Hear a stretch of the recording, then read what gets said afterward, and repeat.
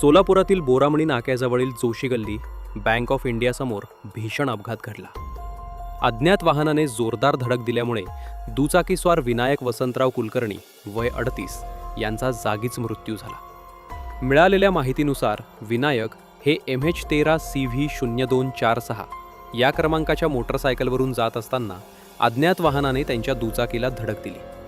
अपघात इतका गंभीर होता की ते रक्तबंबाळ अवस्थेत रस्त्यावर कोसळले आणि घटनास्थळीच त्यांचा मृत्यू झाला. विनायक कुलकर्णी हे हेडगेवार ब्लड बँकेत कार्यरत होते. रात्री रक्तपुरवठ्याच्या कामासाठी जात असताना हा दुर्दैवी अपघात घडल्याची माहिती नातेवाईकांनी दिली. ते सोलापुरातील सिद्धेश्वर नगर मजरेवाडी येथे वास्तव्यास होते.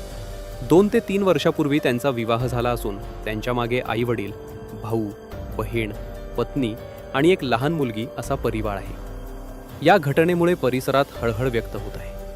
मयताच्या आईने आरोपी वाहन चालकावर कठोर कारवाई करण्याची मागणी केली आहे. पोलिसांनी CCTV फुटेजच्या आधारे आरोपीचा शोध सुरू केला असून